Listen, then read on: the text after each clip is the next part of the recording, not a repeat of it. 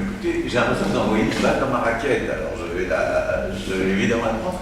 Moi j'ai passé 30 ans de ma vie à peu près à étudier ce qu'aujourd'hui j'appellerais volontiers de la désubjectivation.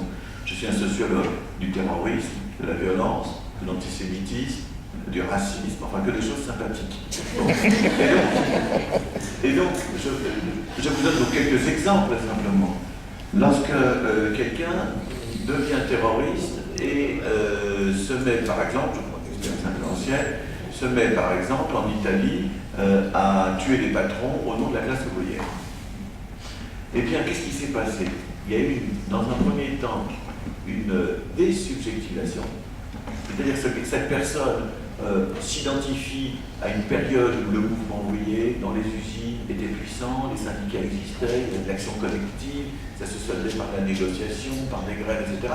Tout ça se terminant, il entre dans des logiques de perte de sens et il va de plus en plus artificiellement s'identifier à quelque chose qui lui glisse entre les doigts.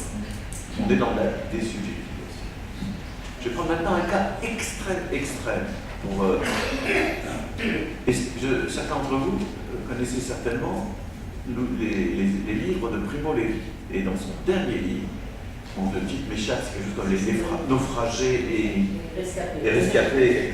Dans son dernier livre, il y a un chapitre très intéressant dans lequel il s'interroge sur pourquoi les gardiens SS du camp où j'étais avaient-ils besoin, pour faire leur boulot, d'être cruels. C'était pas nécessaire. Pourquoi est-ce qu'ils en rajoutent dans la barbarie? C'est pas nécessaire. Eh bien, dans le vocabulaire, on est dans des logiques de désubjectivation où pour pouvoir continuer à se sentir comme être humain, il va falloir animaliser, chosifier ses victimes. Je ne peux pas être humain et faire ce que je fais à d'autres êtres humains. Par contre, je peux me sentir humain si ce que je fais, c'est à des animaux ou à des choses. Donc je vais animaliser mes victimes. Vous voyez le genre de choses. Eh bien, je pense que là, on a affaire à des logiques où on peut parler de désubjectivation. C'est-à-dire, on se renverse en autre chose qu'un sujet responsable, qui considère que tout le monde doit être sujet, etc. Donc, tout ce qui, on pourrait dire dans un autre vocabulaire, tout ce qui relève du mal peut avoir quelque chose à faire avec la désubjectivation. Alors là où tout se complique, je vais vous dire, c'est lorsqu'on s'intéresse à la sexualité. Mais là, je ne suis vraiment pas compétent. Mais là, on rentre dans des choses compliquées. Est-ce qu'on est dans... Parce que les rapports sexuels ont quelque chose à voir avec ce type de logique, mais c'est certainement pas si simple. Donc je préfère ne pas en parler plus. Là, tout ce qu'on... Mais sinon, dire de quelqu'un qu'il est devenu raciste, ou qu'il est devenu terroriste, moi je me suis beaucoup intéressé à la façon dont les gens étaient devenus sociaux.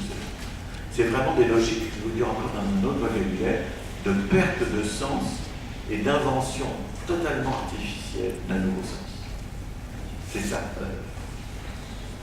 Voilà. Écoutez, d'abord vous avez votre et moi-même, j'ai une vie qui n'est pas seulement intellectuelle avec vous, j'ai une vie institutionnelle comme ça, et puis je suis obligé de vous quitter. Mais je vous remercie, j'ai passé un bon moment avec vous. Merci.